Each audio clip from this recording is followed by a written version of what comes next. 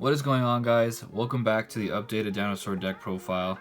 I'm going to kind of speed through this one because it's not very much different from the previous deck profile, but there are a few changes that we've made for Virtual World and both Drytrons. Obviously the core of the deck is going to mostly stay the same, being that it's Dinosaurs, so a lot of the cards are going to be very familiar.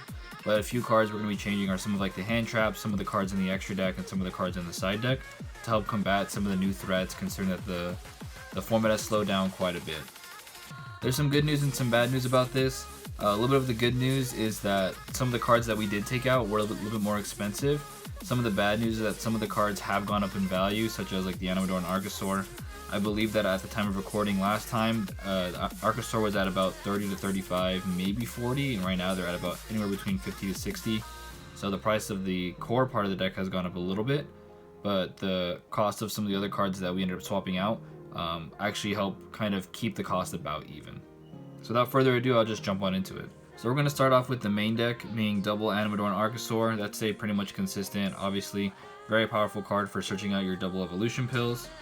And then also triple Oviraptor, really good card for searching for this deck. It pretty much allows you to grab whatever dinosaur you need at any given time. Usually you're going to grab the combo piece that you're missing, whether it be like one of the 3 miscellaneous Sauruses or one of the baby monsters, stuff like that. So not much has really changed for this main core part of the deck. However, one place we did make some changes are now we're running 3 baby Cerasauruses along with still the 1 petite Pteranodon. And the reason for this is that baby Ceratosaurus is a really good extender, and we are running a few more hand traps now, and so we want to see baby Ceratosaurus a little bit more, and then hopefully not at the cost of our normal summon using Oviraptor to search it. So the more we can see it in our hand, the better. And that's kind of it for the main monster part of it. So you may have noticed we are missing a Giant Rex. I decided to cut that for now. This build is following very similar to Ryan Yu's build, and the Giant Rex just isn't super necessary. If you did want to run it, you could actually swap it out for one of the extra baby Cerasauruses. As for the big boss monsters, we're still running the 1 Pankratops because that's still that 1, and the 2 Ultimate Conductor Tyranno. Just 2 is pretty much all you really need. Running 3 is kind of bricky, so that's still going to pretty much stay the same. Now in terms of hand traps, we are still of course running the 3 Ash Blossoms. Ash Blossom of course is just a really good hand trap in general, allowing you to get a lot of value for it by stopping certain searches. Next up is 3 Ghost Bell. This card is really good this format. So many decks use the graveyard right now, whether it be Virtual World, whether it be Drytron, whether it be other dinosaur decks, Zoo Eldritch, stuff like that. One good thing about Ghost Bell is that it kind of covers some of the areas that Ash doesn't, especially against the Eldritch matchup. So Ash doesn't really help you out a lot at all really during the Eldritch matchup, but Ghost Bell can help you kind of slow them down. Also in addition to Ghost Bell, we're also running 3 DD Crows. I also really like DD Crow this format because basically if Ash doesn't do a good job against a certain deck, for example like Drytrons, just because they search so much that Ash doesn't really block them, having 2 disruptions in the form of DD Crow and Ghost Bell is really powerful against those decks. Also again, like in the Eldritch matchup, DD Crows are pretty helpful as well. For against other dinosaur decks, DD Crow is really helpful in popping out those miscellaneous Sauruses, stuff like that. So I think the combination of these 2 hand traps is really powerful and hits a lot of places where Ash might not be as helpful. And then of course we are still running the Gamma package. I like this a lot because it's really good offensively and defensively.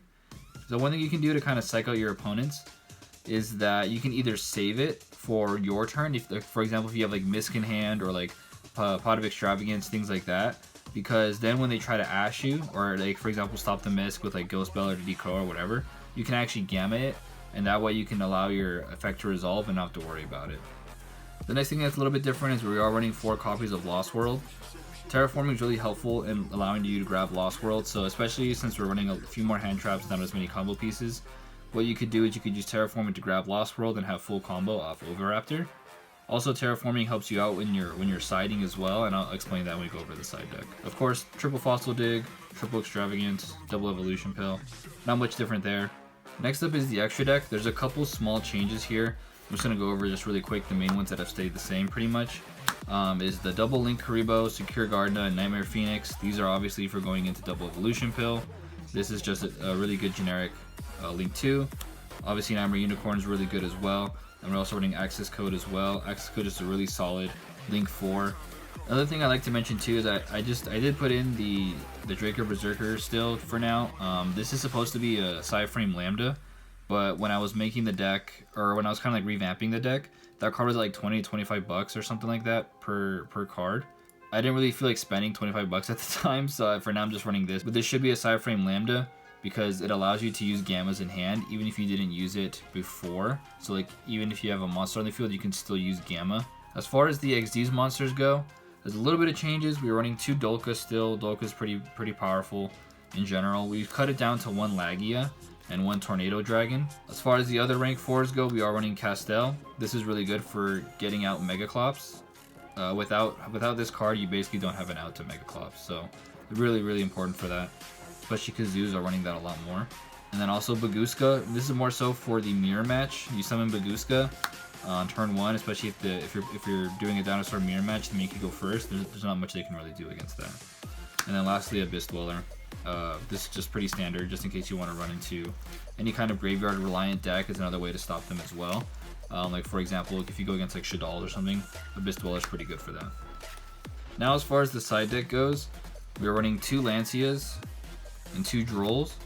And the reason for that is like when you are siding, you usually don't have a whole lot of space to side out, as a lot of the deck is core and then just like hand trap stuff. And then in Ryan Yu's build, he was running triple Lightning Storm. I don't have access to triple Lightning Storm, so for now I'm running 2 Nibirus and then a red reboot. The double Nibiru is because you can still use Nibiru on Virtual World. They can play through it, but you can kind of force them to play through it. If they don't have like the right extenders, you can still kind of stop them a little bit. Red Reboot's just really good in this format in general because there's so many trap heavy decks this format that Red Reboot can help you, especially if you're trying to go for game. We're also running 1 Mystic Mine, 1 Called by the Grave, 1 Harpy, double Twin Twister, and then triple Survival's End. Mystic Mine is decent, not as much in the main deck, but it's really useful for when you have to side things out, because then you still have Terraforming, which kind of gives you 2 copies of Mystic Mine. Call by the Grave is pretty self-explanatory. Whenever you're going against a deck, if they don't main deck Lancia, they're probably going to side it against you because of Misk. Basic back row removal, pretty self-explanatory. And the Survival's End is going against Eldritch, because they summon, all the trap monsters that they summon are going to be normal monsters. So you can actually activate this to pop their trap monsters, and then you also gain advantage off of it by being able to summon more dinosaurs. Then you can also banish it to basically destroy like 1 dinosaur you control, one card your opponent controls. I haven't really had the chance to use these too much, but hopefully I can use them pretty soon and kind of get an idea of how much I like them and how much I don't. Pretty much whenever you're siding against Virtual World, you're basically going to pop in the double Lancia, probably the double Nibirus, which some things you could take out would be like the 3rd baby, the extra terraforming, and maybe a few other things depending. You really just want to stop them from going into VFD, because if they go into VFD, there's not much you can really do about it. You do have Gamma as backup for that, but you kind of want to stop them before they can even get into it. Basically, you Lancia them if you can, and it makes it really hard for them. They might even have to pass turn depending on what their opening hand was. Going against Drytrons, you really want to add in the Drolls. You also can take out the Lost Worlds, because Drytron goes straight into... A lot of the time they go straight into Link Karibo. So if they're going to go Link Karibo, then basically Lost World's useless because they can just tribute off your token for a Link Karibo. So you want to go Droll, and then depending on what build you're going against, whether it's the Megalith or the Vanity's Fiend, it really kind of depends. Vanity's Fiend is a bit harder to deal with this deck, unfortunately, but if that happens, you can probably just go first and be fine. And then also just, of course, bring in the Drolls. And if you're going against Megalith, I mean, Nibiru is pretty good against Megalith as well, but of course, like I said, Droll is always really good for the Drytron matchup. I would say most of the decks, this deck has a pretty good matchup against otherwise. So for the most part, you shouldn't have too many issues with a bunch of other decks, mostly just kind of the mirror match, and then the kind of the 2 top competitors being the Virtual World and the Drytrons. Also, the extra deck is a really nice toolkit for this deck to be able to kind of play around whatever you need to play around and just allow yourself to gain advantage over your opponent and just basically OTK them with UCT. So that's pretty much it. I've said this before, I think Dinosaurs are a really good competitor to this format, and I think that they're still going to continue to be really strong. The only thing you have to kind of look out for are Drytrons, I feel like, because Drytrons are just really strong and really heavy with special summoning, as well as being able to reuse a lot of resources with Ben 10.